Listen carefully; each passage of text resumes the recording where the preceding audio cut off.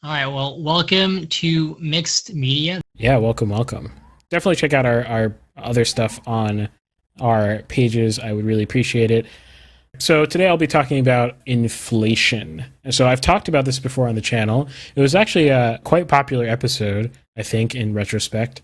So if you want information that I won't be covering here at all, and this is entertaining information because nothing I say on the show is is financial advice. You can ingest it how you please. You can do your own research and come to your own financial, legal, medical, educational, whatever call conclusions that you want to. I am not responsible for your decisions, so don't sue me. That is my disclaimer at the top of this. But yeah, there you'll find some interesting stuff about inflation. I'm going to come at it from a different angle this time because while I was extremely right, more than right, about the inflation situation as it stands, I was also a lot softer on the situation than it ended up being. So I remember saying that I think I said something like 8% would be quite high, and I didn't imagine that I would actually be seeing an 8% number appear before me. So this is a bit of a different situation. There's a lot of different complex things going on, but again, this is entertainment for you to ingest, and you make your own decisions. I'll be going through essentially the situation as it stands right now because it's really not the same as it was when I talked last time, and then I'll be going over what I'm doing or have been doing about it. The first thing, though, is you're listening to this and you're like, okay, this is an art podcast. Why the heck is he talking about inflation? And one, this is, I have a good bit of financial literacy, so I do want to share that in general. But particularly for artists, I think that a lot of times artists don't tap into the financial literacy aspect of things. And while that could provide them the freedom to do what they want in ways that I don't think are well understood or well appreciated in the art world. So if you're an artist, if you're self-employed or whatever situation you are, honestly, any of this information could be useful. Wherever you are, I just hope that you take this information and that will help you gain freedom through troubled times, because those are the scariest times to be an artist. You are not an essential service in the sense that, if you don't exist, the world will explode. If all artists didn't exist, then the world probably would explode. But, you as an individual, unfortunately, you're kind of expendable when the economy is not doing so great. It's good to keep your eyes on the things that will help you stop being seasick, because I definitely understand that feeling, because I am very vulnerable right now because I'm self-employed, I'm an artist, and I'm trying to scrap it out and make this thing myself, just like the rest of us. So that's the motivation here. That's why it's on Mixed Media. So a brief definition of inflation, not definition, or just, I guess, off the top of the head description of inflation, because even if you didn't watch the last one, you will not understand anything I'm saying from here on out if you don't understand what inflation is. Inflation is essentially the decrease of buying power, is one way to think of it. There's actually many competing theories of inflation, so I won't bore you with it. I'm just going to use the most useful and understandable understanding of it. But basically, it's the reduction of buying power of a fiat currency. So in the United States, our fiat currency is the United States dollar. So my $1 can buy less, essentially, because inflation goes up. Now, normally we do have inflation year over year that's between 1% to 3%, depending on the year. That's what our Federal Reserve has decided is good for growth, for economic growth. There's dispute about that. I have no opinion one way or the other. But 1% to 3% is what's considered to be normal as of late. So that's what inflation is. So you can expect that inflation is high, it's higher than 3%, and you expect that prices are going to go up, or in some indirect way or direct way, your dollars are not going to be able to go as far as they normally would. Last time I talked about the Federal Reserve, and I said some things, and I was very tentative about saying them because I don't want to come off as weird or something like that. But now that I've been vindicated, I feel like I can say whatever the heck I want. The Federal Reserve is a cheerleader for the economy. There are many things, and there are many things I could call them that have nothing to do with this discussion, so I won't. But the thing that I think people need to understand as to why you can understand why they would lie is because one of their functions, one of the things that we've come to see them as doing is taking care of the economic health of the country. They're not just seen, I'm talking about seen, I'm not talking about chartered. They're not just seen as monetary policy, they're seen as all economic policy. If you read articles about the Federal Reserve, you'll see this, that they'll talk about things that don't sound like monetary policy related, like grocery prices, or I don't know, inequity in grocery prices or something like that, right? This seems more like something that Congress should deal with, but, the Federal Reserve is commenting on these things. And the reason why is because over time they've been seen as the arbiter of economic health, right? For right or for wrong. So that's why I could see why they would not be completely truthful about their analysis, or at the very least extremely negligent about their analysis, or at least telling you the best side of things that they possibly could, because they don't want you they don't want people to lose confidence in the economy, because once people lose confidence in the economy, things tend to crash. First, the stock market, because it's a fickle one. The thing they're worried about the most by far is definitely the stock market too. Don't let them lie to you. They'll say, the stock market doesn't measure economic health, and they're right about that, by the way. Stock market health does not mean economic health, but they care a lot about the stock market because that's primarily where their influence seeps into the easiest. So it's the area where they have the most tangible control. They don't want the stock market to crash. They don't want the economy to crash. So what do they say? Everything is great. Because economic health is partly the confidence of consumers, the confidence of business people affects economic health as well. If you don't think that your investment is going to do well over the next year because the economy is about to crash, then you're not going to invest, right? And they don't want that. And they don't want to be blamed for whatever happens if that happens. So they're incentivized to tell you everything is good all the time, as they still do today, which is increasingly a funny thing to watch. That's why when they kept saying inflation is transitory, you have to take that with a grain of salt and look at why they're saying that. Look at their data, their tables, all this kind of stuff. Why are they saying it's transitory? When you look at it at the time, there was no reason for them to believe it was transitory, practically speaking. And that's why my prediction was correct. So the Fed is currently saying that, okay, inflation is not transitory, but it will end at a sooner date than that people expect, and the economists are starting to project. It's going to end sometime in halfway in 2022 or something like that, or maybe the end of 2022 or something like that. A longer time period than they originally predicted, but still shorter than, let's say, inflation is going to be around for the next 5 to 10 years, higher than controllable, or we're going to have a crash sufficient to correct the inflation problem, but it's going to be nasty, right? They want to say everything's going to stay healthy and chug along until the end of 2022, and inflation is going to cool down by 2022, and everything will be great. This is also not true. I'm going to put myself on the record saying that is not a accurate depiction of the scenario. And I'll go through a few things that I think are particularly egregious that they're saying. And you'll see these things echoed everywhere, from media to politicians to everywhere. You'll see these things echoed, and I don't think anyone understands what they're talking about, and that's putting it lightly. The first thing is, I see a lot of people saying wages are going up, and that I find that really interesting. There's actually an interesting poll. I don't remember who did the poll, and I don't remember the exact numbers of the poll. But if you polled people, more people would say they'd rather have let's say 10% inflation with 8% wage growth than 8% inflation with 10% wage growth, which that reflects a lack of understanding of how things work. Because literally, if your wages are going up 8%, but inflation's going up 10%, your real wages, that's the technical term for it, your real wages have gone down 2%. 10 minus 8, roughly speaking, your real wages have gone down 2%. So your wages are not inflating. So wages are going up, but true inflation is not known because inflation is not an equation. It's not something you can just go and plug in an equation and find the inflation number.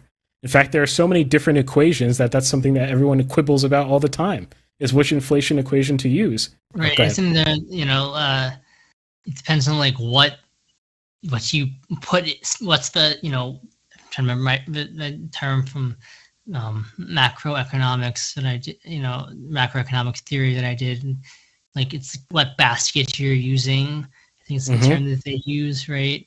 Like, basically what goods, what particular goods you're measuring, and is it representative of other things in that sector or of other sectors overall? Yes, exactly.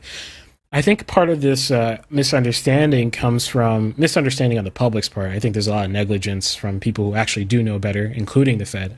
But misunderstanding on the public's part is that people don't know as much about the economy as they want you to believe.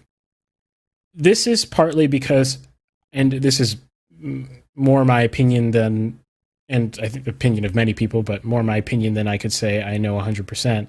Economics is this thing that when you change one thing, because your whatever model you have says change the thing, it has unpredictable results necessarily, fundamentally. Like mathematically, there's no way for you to know. It's, if you've taken differential equations or something nerdy like that, you'll know there are concepts called like unsolvable differential equations, and they're quite common in mathematics. They're quite common in actuarial sciences. And the essential point I'm getting at is that centrally planning economic, even small portions of economics, is sometimes mathematically impossible. So whereas people want to pretend it is possible, it's mathematically impossible. The mere knowledge that you gain by running your models, even if they're 100% accurate, changes the entire model. That's what I mean. It's philosophically not possible. Yeah, I'm not going to get into that whole thing. But but the point is that inflation is not an equation you can just plug in and get the number. When the Fed comes out with their inflation numbers, when it's higher than expected, expect that they could not fudge the equation to make it look better. That's what happened. So from year to year, the Fed will change the equation. From month to month, sometimes they change what sectors they're looking at. They'll tell you this if you look at their white papers, and they'll tell you it verbally too. If you listen to Jerome Powell and other people speak, they'll say it verbally, but that's not what you see in the filtered article that you get out of that summarizes the meeting, right? You're not going to get what factors they looked at this time. So they'll say, oh, well, we don't want to look at this because this, and this. Well, these are all human things, right? It's not going to give you an aggregate understanding of things, and an aggregate understanding of things might be fundamentally impossible, is what I'm trying to tell you. Oftentimes, the best measure is actually just feel. How does it feel when you go out to the store and you go try to buy something? How does it feel if you're a business owner to try to work with your supply? Are things generally rising? If you want to know what real inflation is, all that matters is its impact to you, as a regular person, right? You're not centrally planning. You don't care about how things interact with each other. You just care about your bottom line, right? So if you think about it from your bottom line, inflation is your dollars going a lot less far, your life becoming a lot less hard to manage at the same quality of life, right? One random example again. More difficult, right? Yeah, more difficult, yeah. One thing that's interesting that doesn't get put into inflation is time. Time is not measured in inflation. A great example that I've seen some people posting about all over the internet in comment sections. I love reading comment sections about these financial things because you get the on-the-ground truth, what's called ground truth, right? You get people's real experiences. Some people who work with supply chains are saying that they sometimes their supply is not necessarily more expensive, but it takes longer to arrive. That's a different type of inflation because they have to pass off that inefficiency to the consumer. Or you get a different kind of inflation that's even harder to measure, which is because there are not enough employees at the call center of that supplier. When you have an issue with that supplier, it takes you, instead of 2 hours to resolve that issue, get on the phone and talk to someone. Now it takes 2 weeks to resolve that issue. That kind of inefficiency is like extremely hard to measure with inflation. So that's all to say it's difficult. Okay, so here are some of the things. So we just talked about wage inflation. it's not keeping up as far as we know. It depends on the numbers that you look at, which is why I gave that whole disclaimer. Wages are not keeping up, and things change at different times. So like wages might spike 15%, let's say, year over year in some small time period. But then if you stretched it out to the future that you don't know anything about, wages might actually, that sharp increase might last for such a short period of time that overall in that whole time period, wages actually only went up 8% if you looked at a larger time frame. So you can really manipulate these numbers in a very bad way that doesn't give you any meaningful information. So real wages are not likely to be compensating for the monetary inflation that we're experiencing. The second thing that people don't appreciate when it comes to wage inflation is that capital is concentrating like crazy. What I mean by that, I mean the extremification of rich and poor is just, and the pace is absurd. Like it's absurd how much richer. People are talking about 1%. We're not talking. That's not even the group we're talking about. We're talking about the top 0.1% is getting massively more wealthy than even their peers below them. Like that's how extreme the stratification is happening. And the bottom, 10% is, with inflation, it looks like things are going up, but they're lagging a lot slower, than everyone else. Now, this happens. Why? Because if you kill small businesses with inflation and other problems, if you kill the smaller companies, the millionaires, right, the millionaire class, you kill, businesses that are worth, less than $1 billion. Who's going to take the business? So imagine like your grocery store around the street dies because of economic pressures, and Walmart just sucks up that business. Everyone now has to go to Walmart, the big box store. This is something I care. You may say, well, I don't care. I think that's grossly mistaken if you don't care, but that's my opinion. But if wage inflation, so people might be able to find a replacement job. But that replacement job is no longer with that mom and pop shop. That replacement job has now moved to these gigantic mega corporations. So the dynamics are not the same. It's not like a literal one-to-one, situation. And then the last thing with regards to wage inflation is that there's an automation bubble. So imagine you are McDonald's. This is a classic example. Your burger flipper is literally a number to you because you're a big corporation and everybody's just a number, basically. And the number is how much does it cost to get this person to flip burgers on a stove? At a certain point, if wages keep inflating, a big company that has big reserves like McDonald's is going to invest in replacing you with a machine.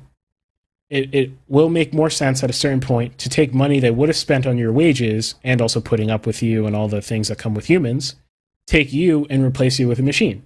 So if wages inflate, that might not be as good of a thing as you might think it is, especially if real wages start inflating too much.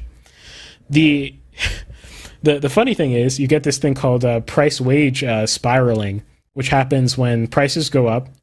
And in order for people to want to stay at their jobs, people have to offer higher wages to keep so people can live by the same means that they have been. Then the prices that the prices of the goods that those companies are producing have to go up in order to compensate for their workers costing more. Then prices go up, then the workers have to be paid more. So you get this, like, it's called wage price spiraling. So this is not a good thing. In short, no matter how you slice this, it's essentially a symptom of stagflation, which I won't go into. The second lie I would say is that the Fed will just raise rates in order to help. Now, I'm not going to explain what that means. You can look up, don't let some major media site explain what rates are. Just go to like some encyclopedia or something instead, and look up what raising rates, or go on YouTube, actually. You'll probably find generally better explanations from random YouTubers, and have them explain to you what rates are. Now, the only thing I will say is that when rates go up, debt is debt is more expensive. When rates go down, debt is less expensive. So it's easier for banks and entities to acquire debt when rates are down. This incentivizes people to take on debt, which incentivizes people to try to grow their businesses or pay off whatever they're trying to do. Now, this is a thing the Fed controls exclusively, which I could rant about, but that's not for today. The problem here, though, is that rates are extremely low right now because of the crisis that we were experiencing before. They wanted to make sure that rates were as low as possible so the stock market didn't crash, because ultimately rates affect the stock market in a very sensitive way. So when rates went down, the stock market boomed. This boom that we're seeing in the stock market is a byproduct of two things. It's a byproduct of rates being low and inflation being high. The lie that's going around right now is that the Fed will raise rates to curb inflation when necessary. Now, they've been saying they'll raise rates for the past 6 months. Every month they're like, oh, not this month, next month. Oh, not this month, next month. Okay, they're not going to raise rates. I'll tell you why, or they're not going to raise rates anytime soon. I'm not going to get into a different topic, but they might raise rates, but I'll tell you why they're reticent to or may never. When you raise rates, the stock market is going to die. Guaranteed. The moment you raise rates, stock market dies. The moment you raise rates, which has cascading effects everywhere else, not because of the underlying assets are going to die because the stock market dies, but because people's pensions are going to die. People's 401ks are going to die. People's hedge fund investments are going to die. And what this does is it does a whole bunch of unpredictable things to the economy, all of which is shocking. When things change too quickly in the economy, you get crashes. I'm not going to bore you with that, but they can't raise rates. They can't do it because they've already let the cat out of the bag. We saw this in the last recession too, with quantitative easing, with changing of rates up and down. We never went back to the rate that we had pre-2008. And they might make 1,000,001 excuses as to why they would do that, but you can look back to October of 2018 or 2019, back when I was an early stock investor. All of a sudden, my portfolio went, and I didn't understand that the Fed raising rates would do that to my stock portfolio because they tried to raise it by like some 0.1 or 0.2%. And the stock market was like, no, oh no, panic, panic, panic. Everything crashed, and they decided, no, we're not. We're going to go back to what we did before. We're just going to leave everything because they don't understand how to control things as well as they would like you to believe. They can't raise rates because it'll kill the economy, and they can't let inflation go forward because it'll kill the economy.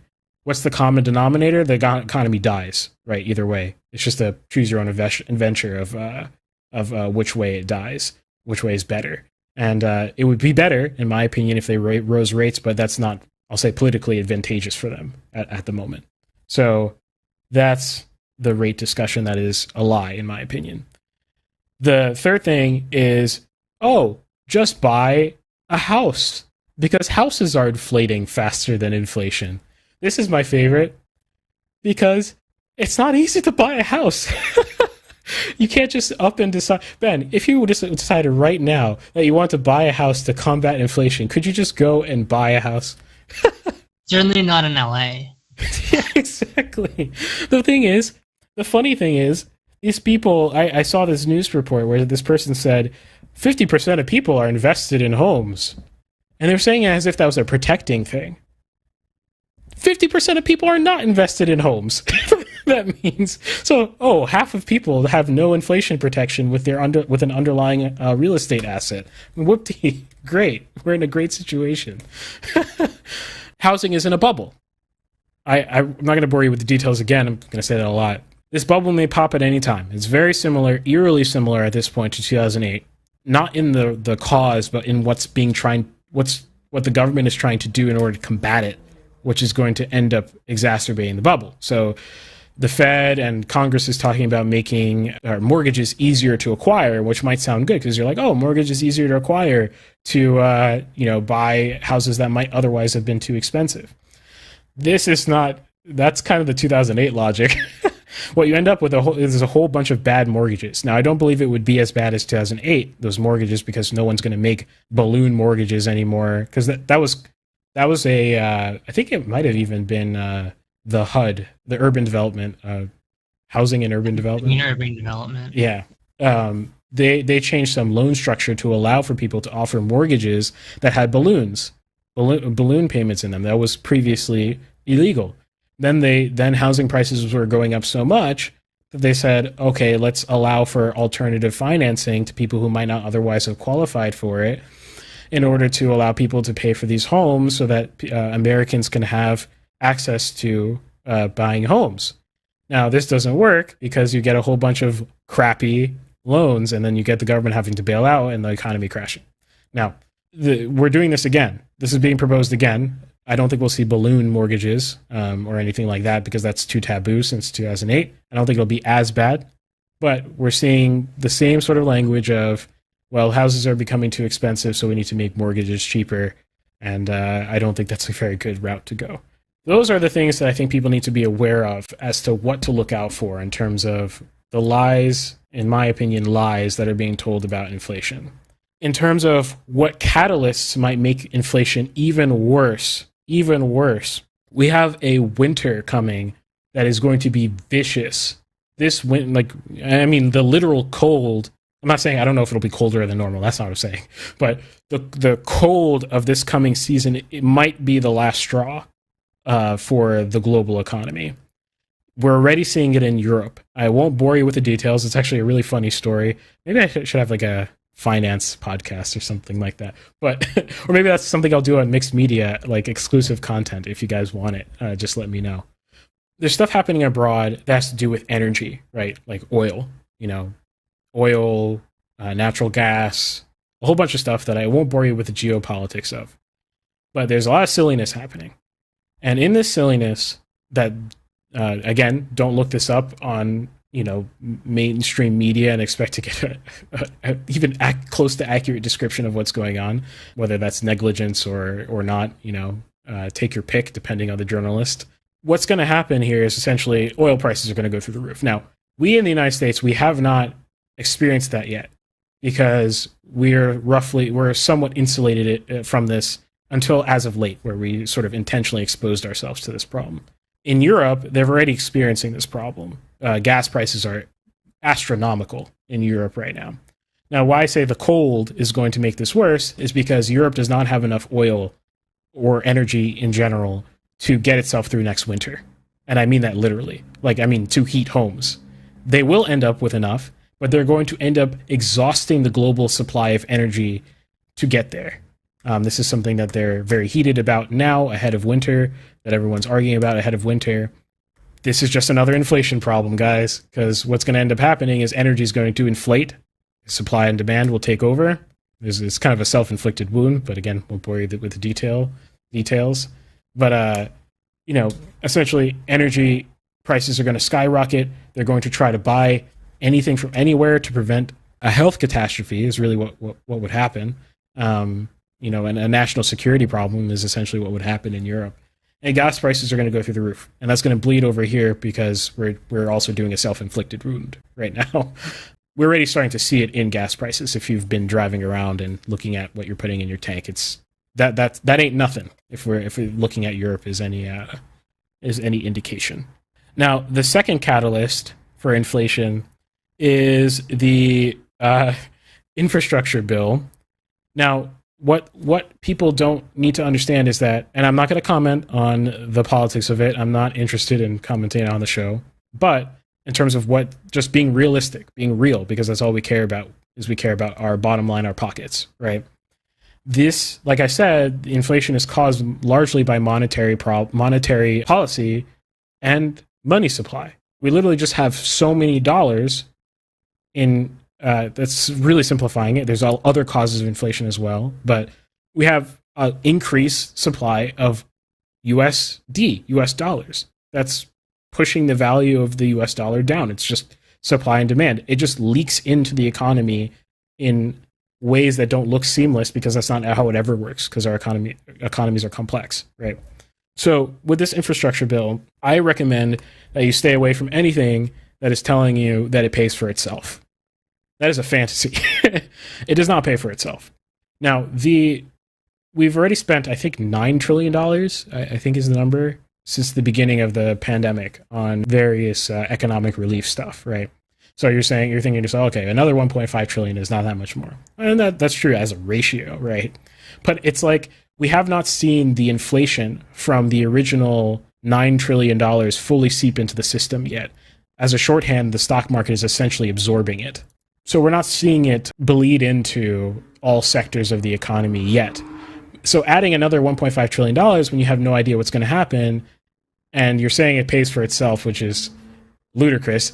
These people are trying to convince you, and I mean this sincerely, that giving the IRS more money will somehow raise $414 billion. That's an enormous amount of money. $414 billion from increase in efficiency at the IRS. There's no sincere economic analysis that would agree with that. So they'd be lucky to increase their revenues by, $10 billion with increased efficiency. So there's that. So that $1.5 trillion is not going to pay for itself, which means it bleeds into the system, which means it's another catalyst for inflation. And the thing is, no one actually knows if it's actually $1.5 trillion because the bill is like the size of, probably a person. If you ask different people how much does it cost, and you get different answers. Up to $4 trillion is the highest estimate I saw. So these are problems. Now, last time I talked about inflation, I gave you a whole bunch of entertaining solutions. Not solutions that you have to take, but things I was doing. I'll put it that way. Things I was doing. You can still go back to that and learn something from it and make your own decisions about if you want to copy me or not. With the asset split, now I was talking about conventional asset splits, so I was saying keep some cash on the side as a safety, just in case, your car breaks down, medical bill, something. Keep a healthy reserve of cash. Invest in real estate if you can. I cannot, so I'm in that category. Invest in stocks, invest in crypto, invest in gold. And I had my preferred aggressive portfolio for that. Now, I've done really well for myself with that, but we're in a different scenario in the sense that everything is inflated a lot more than I expected on the high end, which means you might be priced out of all those things. What do I mean by that is those things might cost too much for you to enter into now, and it's a lot more risky for you to enter into them. So the stock market is in an inflationary bubble right now, essentially. And it's been doing well for me.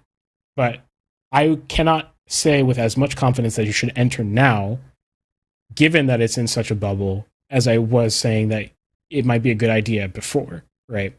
So these are things that go back to the prior video, learn as much as you can and decide what value you might get from it. Not learn from me, I mean learn from as many sources as possible. You're going to have to look at your own life situation and make your own choices about investing in assets. And the other risk factor for those traditional assets is that cash just is inflating too much for you to hold too much of it. Like you have to get rid of it. Like literally, like you need to not have cash, like as much as you can. So even that safety chunk that I said you probably should have is kind of a risk. That safety might. I mean, imagine you said, "Oh, here's this money pot for you, a rainy day fund."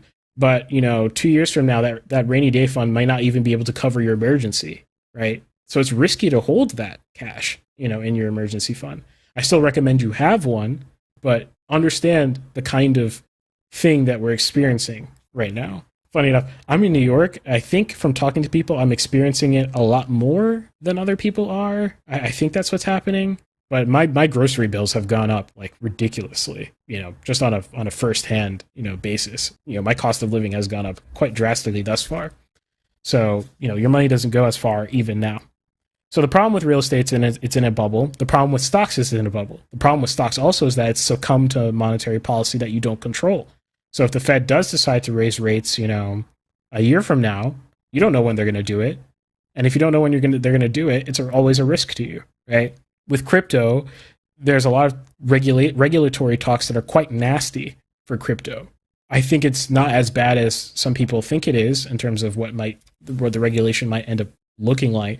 But then again, it's a risk because you don't know what it might actually end up looking like, and it's not economically controlled, right? This is in the hands of lawmakers to decide how crypto gets regulated, and so there's an increased risk there. And then there's gold. And gold, I think, is still a great investment. The only risk to gold these days is that if you own it in a trust on the stock market, that might effectively get yeeted downwards with the rest of the stock market. So I'm saying you might want to actually literally buy gold, like physical gold. And you can actually have fun with that, which is the fun part of physical gold. You can buy a high-quality gold necklace and actually wear it if you want to here and there. And gold is a great metal in that no matter what you do to it, you're not gonna mess it up as long as you don't lose it. Given all that, I talked a lot about the problems, the catalysts, and all that. What are some additional things that I'm doing to help combat these problems? Well, I'm spending. I don't have money. I have money, and a lot of it's in assets, but I'm scrapping it out like everyone else with the high cost of living of New York City. It's a fun time, but I'm definitely not in a great situation. But I'm spending like crazy, not buying assets only anymore. I'm just spending because I don't want US dollars. Maybe on the extreme end, I'll say this time, maybe a year from now, I'll be saying on the podcast, oh, hey, look, I thought that was extreme and that actually happened. But our US dollar may not be global standard by the end of 2022. That's how bad things are. I mean, many countries are already talking about it, about not holding US dollars anymore, and screaming at us in international conferences for our monetary policy that's screwing over the rest of the world, in their eyes at least. A lot of people are divesting from US dollars in their reserves. What can you do when you don't want the US dollar anymore, when you have no confidence in the US dollar? Well, you got to have some of it, like I said, in reserve as well. But the tone is a little bit different now. The first thing you need to do is look at what you own physically in your home and just really appreciate what you have. Now, in a good economy, you can afford to not spend money. That sounds weird, but in a good economy, you could afford to buy a bunch of cheap things from Amazon and spend very little money on your goods. This is a very bad trap for you to continue doing. You need to change your spending habits like crazy. You need to spend a lot more on the items that you're buying. Anything you buy, spend more money. Spend a lot more money. I'll explain that in a moment. So, what items do you want to buy? Like, what inflationary protection things might want to have? The first thing to look at is items that hold value that you actually want or need. And I include want, by the way. Something like gold might work in that category. So I might have been looking at this gold necklace for a long time, in the store, and I might want that thing, but I'm like, it's too expensive. Buy it. That sounds weird, but buy it. Because why? You can resell it. It's gold, right? You're not buying it just for your pleasure anymore. You're buying it because you want to hold the US dollar's value in an object that is a different kind of risky than the typical assets that we normally have. So things that hold value.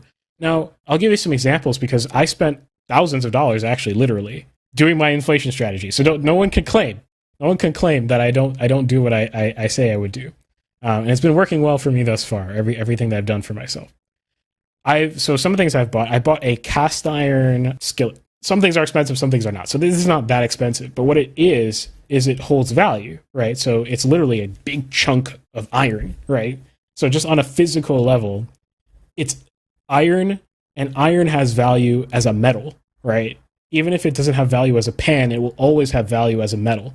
So I can always sell that pan to someone who would want to smelt it, right? This is like going back to older type thinking, but it's true. Whereas if I was using a non-stick pan, a cheap one from Amazon, a thin metal stainless steel covered with Teflon kind of thing, not only is it not going to last me as long because it has like bolted parts and all that kind of stuff that might come loose, and then the value of the thing goes down just from its lack of usability, but also the Teflon will scratch and scrape and go away, and then it'll become not useful for yourself. So I'm saying buy something that you might use or want that holds value for long periods of time. My cast iron actually will probably gain value. If you look into the cast iron market, you'll see what I mean. But there's something called seasoning on cast irons, which necessarily requires you to cook on them. I don't fully understand the chemistry of it, but basically, if you buy a fully seasoned cast iron, it's been seasoned for 20 years, that is going to be worth a lot more money than the new cast iron skillet. Another example is I bought my wife she picked it out, Le Creuset. I don't even know what they're called. It's basically cast iron and enameled on the surface. It's very pretty. It's very expensive. What I'm essentially doing there is I'm giving her something to use. Right? It's useful for us.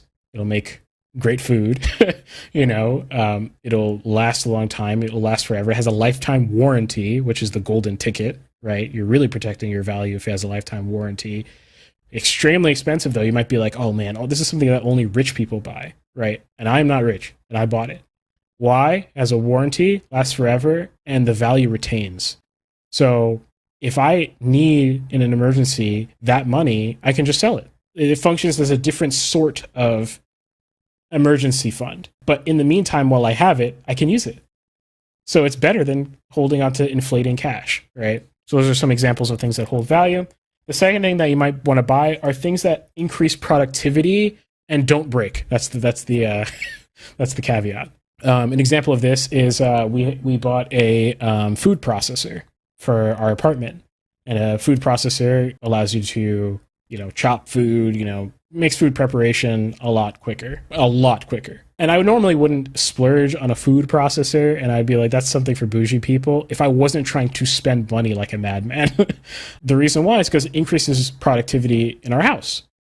So not only do I store the value in the object itself that I could resell because it doesn't break, we bought an expensive model that we know has a reputation and has resale value. I literally go on eBay and I go check to see how much of its value it retains.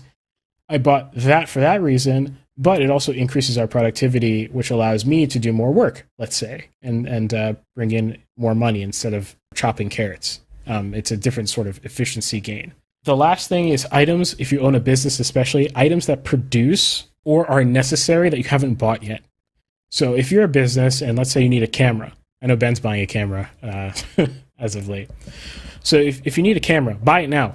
If you're on the fence about the camera, the price of that camera is going to go up dramatically as inflation goes up. And some of these things their prices have not inflated yet, right? Like they're the same prices they would have been, 3 years ago. And so buy it now. Don't hesitate. If it's going to produce for you, if it's part of your business, that is amazing. So buy it now because you might not be able to buy it later as your income dries up and the money you do have inflates. Oh yeah, here, I wanted to do an example. I had some props here. So this is something that we used to have a whole kitchen set of like these plastic, sort of like cookware stuff. This is the only remaining item from that set. And these are like cheap Amazon, probably cost like $20 as a set. Now these, we replaced them with these wooden spoons. And these wooden spoons are a lot more expensive. But there's two things I get from this. A health increase because microplastics are bad for you. So I'm reducing the risk that I was accepting before for money reasons. And I'm reducing the risk by replacing with wood. And the wood is higher quality for cooking in general, will not break, as easily, and a whole bunch of things that Steph knows about that I don't know. The last thing I'll say, and then I'll wrap up, is debt. Debt. You need debt. That sounds weird again, but you need debt. At the worst case, you need any type of debt you can get your hands off that revolves, meaning once I use it, it comes back again, like a credit card. I can swipe it, pay it off, and then swipe it again, pay it off. It doesn't, no matter how many times I use it, no one revokes my privileges to my credit card. One of the reasons you need an access to debt is because your life may literally depend on it. This sounds kind of weird because usually people, even with credit cards, people are like, you never use it, even if you can't pay for it, even in an emergency. In a financial crisis, if you have a job, let's say, and it's the difference between losing your job and being on the street or putting gas in your car that you don't know that you can pay for, put gas in your car. Don't be religious about not using a credit card just for that reason alone, because financial crises don't last forever. You may not know where that money may come from to make up for it, but paying off the debt for the rest of your life is better than being homeless with your children. Okay? That's the reality of the situation, however you might disagree or agree with it. But the other thing is that if you're a business, you have access, and I haven't explored this yet. I haven't done this yet myself, so I can't vouch for it. But business debt is extremely good. And it's separated from your personal credit. It's separated from your like in terms of bankruptcy, if you set everything up right. If your business becomes bankrupt with your business debt, then you don't become bankrupt. No one comes after your assets if you set everything up properly. What I'm saying is, if there's any reason to become a business at all, any reason at all, and the definition of a business depends state by state, so you really have to do your own research on this. In New Jersey, for example, where I registered Ariella originally, the definition of a business is as simple as trying to make money, trying to make a profit. So the moment I try to make a profit, whether I register or not, I'm a business, which means I have access to all the benefits of a business the moment I'm trying to do that. Now, you don't have to be a mom and pop shop or something. You don't have to have an Etsy store. You don't have to do anything. The moment you try to make a profit, now or in the future, the moment you can qualify to be a business, don't worry about whether you'll actually make a profit. Take all the benefits, the tax benefits, take the debt benefits, like what you could potentially acquire in terms of debt, like business credit cards and business lines of credit and all that kind of stuff that I can't go into right now in this episode. Take all of that and run. You know, like, for example, or here, I'll use Ben as an example. So Ben is in school right now. He's not doing anything that overtly would seem business-like, I'm sure. Actively, at least, right? Or am I wrong about that? I don't want to assume. No, you are accurate. Okay. Now, Ben has a future where he does want to be potentially freelancing in his skills. He might want to offer his skills as a private person, essentially as a business, to play the flute for certain media productions and stuff like that. He's not doing that now, by and large, but he has the intent to do it. And he has a lot of things that he needs in order to do those things. So, for example, he might need to buy a new flute, or something like that. He may need to drive to a destination or pay for public transport to go to a destination. He may need to live in LA. Oh, hey. So suddenly rent becomes an interesting thing. I can't tell you all the things because really I'm not an expert in the sense of being able to relay what the law is in certain areas and blah, blah, blah. But please look up business benefits in terms of debt and taxation and make yourself a business by any means possible. It's very easy to justify. It's not shady. The moment you try to make money now or in the future, most likely you are a business again. Look it up. But you need access to debt. And the reason why is you're looking at your credit card debt right now and you're saying, well, that's 20% APR. That's crazy high. If inflation is 10%, that 20% APR is now 10%. That's insanity. That's debt is cheap. If I look at, if I get a business line of credit from the local credit union or something like that, they're averaging around, because I've been calling around lately, averaging between 10 to 15%. That number is not going to stay like that because the banks need to keep up with inflation as well, right? But they're trying to hold their debt percentages as low as possible to try to keep attracting customers while we're in this sort of gray area of, are we going to die, basically. So take advantage of this time period.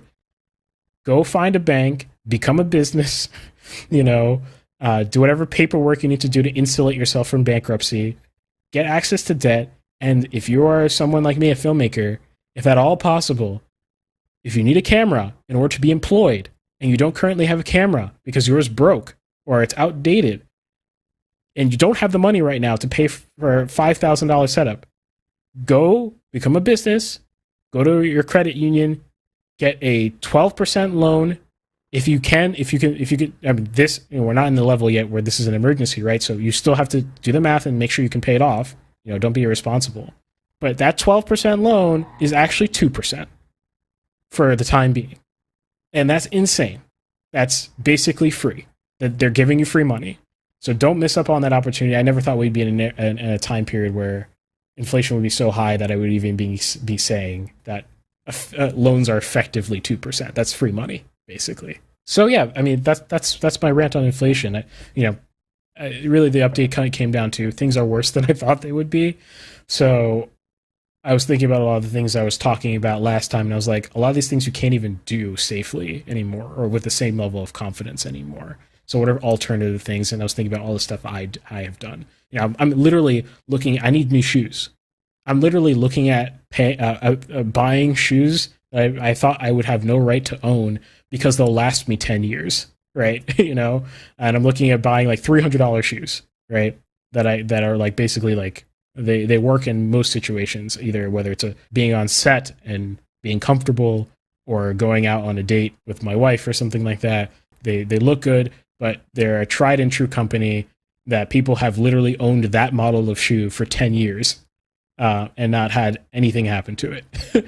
You know, that kind of thing. So that's my spiel. Any thoughts, Ben? No, it's a lot of interesting stuff. I'm sure too. I mean, I don't know how. I just took a couple economics classes in college, but I'm sure that with the Build Back Better bill too. There's as part of the whole holdup with that getting passed is, you know, whether that's going to increase inflation or not. And of course, I know nothing about that, but obviously I know that's, you know, another part of the conversation too. Yeah, 100%. Yeah, it's definitely controversial. I would say I think it's basically not something that shouldn't happen, especially with a big unknown question mark. You know, at the very least, we can say we don't know what's going to happen when this money is dispersed. And that's scary because we're in an unprecedented time in general. You know, we've just spent $9 trillion. That's not normal. At the very least, you could say, let's wait. But yeah, I don't know. It's just do what's best for you, even if you don't care about the politics of everything and blah, blah. Just, you know, people out there, I just want you to protect yourself. That's really what it comes down to, is being real with it and protecting yourself. All right. Yeah, it was a long spiel. Thanks for sticking around for the whole thing.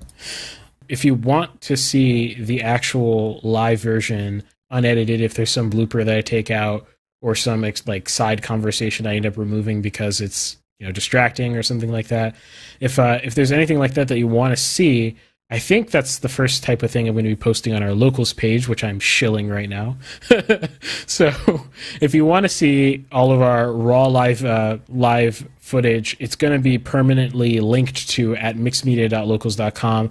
That I think I'm going to leave open for free for now. But while you're there, the Black Friday sale is going on, $3 a month. That's 40% off of what it normally is. Or you can, I think if it's working properly, you can pay $30 for a whole year. You can join there and you get a whole bunch of perks, including a whole bunch of exclusive interactive stuff, including this live whiteboard on the right of the screen that says Black Friday sale there. That's actually a live whiteboard if you saw me drawing on it earlier.